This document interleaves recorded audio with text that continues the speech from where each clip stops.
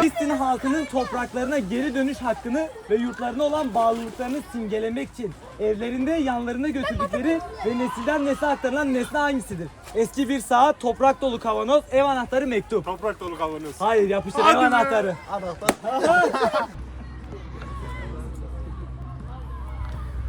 Aziz dava arkadaşlarım, kıymetli genç kardeşlerim. Hepinizi muhabbetle, kardeşlikle ve umutla selamlıyorum. Baharın bereketini ve kardeşliğin sıcaklığını taşıyan bu güzel buluşmada sizlerle bir arada olmaktan büyük bir mutluluk duyuyorum. Bugün burada sadece bir etkinlik gerçekleştirmiyoruz. Bugün burada kim olduğunu bilen, neyi temsil ettiğinin farkında olan, ümmetin derdiyle dertlenen şuurlu bir gençliğin var olduğunu aykırıyoruz. Bugün burada Malatya gençliği olarak görevimizin umutsuzluğu değil, umudu büyütmek, savrulmayı değil, şahsiyetli duruşu temsil etmek olduğunu anlamak için toplandık. Kıymetli kardeşlerim, bugün Gazze'de gençler bombaların altında bile imanlarını, vakurlarını ve direnişlerini kaybetmiyor. Dünyanın sustuğu yerde onlar bize şunu öğretiyor: güç silahla değil, inançtadır. İşte bu yüzden Gazze meselesi yalnızca bir coğrafya meselesi değil, bir gençlik meselesidir. Çünkü Gazze bize teslim olmayan bir ruhun nasıl olması gerektiğini göstermektedir. Biz nasıl bir gençlik istiyoruz? Kendini bilen, Rabbini tanıyan, davasını taşıyan bir gençlik. Eğlence uğruna değerlerini tüketmeyen, popüler kültürün peşinde sürüklenmeyen bir gençlik. Ahlakıyla örnek olan, merhametiyle büyüyen, ümmetin yarasını yüreğinde hisseden bir gençlik. Çünkü biz biliyoruz ki helal dairesi geniştir, keyfe kafi gelir, harama lüzum yoktur.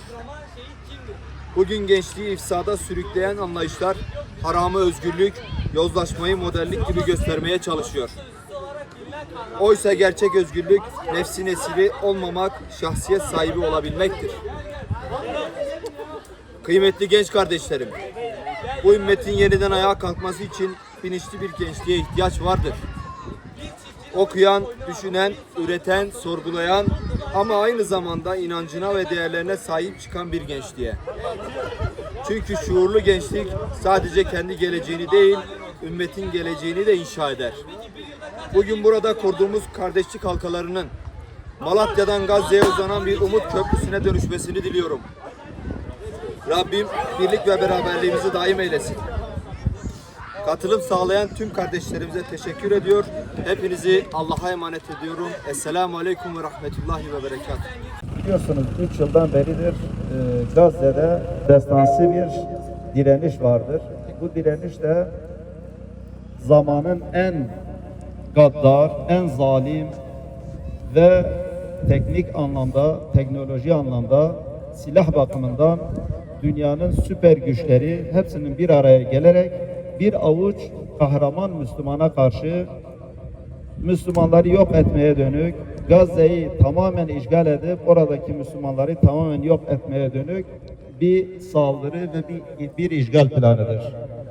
Ama oradaki Müslüman kardeşlerimizin kararlı direnişi ve imanın vermiş olduğu kuvvetle bu zalimlere karşı, bu despotlara karşı, Allah'ın düşmanlarına karşı öyle bir direniş sergilediler ki sadece bu direniş kendileriyle sınırlı kalmayarak dünyanın dört bir tarafına yayılmış ve dünyanın dört bir tarafında direniş ruhuna sahip ya da fıtratını bozmamış, fıtratı bozulmamış olan insanlar tarafından beğeni elde edilmiş ve dünyanın her tarafında bu Müslümanlara ya da insanlık onurunu kaybetmemiş, insanlığından uzaklaşmamış zalim İsrail tanklarına karşı bizim müşahede ettiğimiz kadarıyla, yani haberlerde ya da diyelim basın kuruluşlarının vermiş olduğu haberlerde gördüğümüz kadarıyla bu gençler kendi canlarından geçerek istişhadi eylemlerde bulunup kendi elleriyle tankların üzerine gidip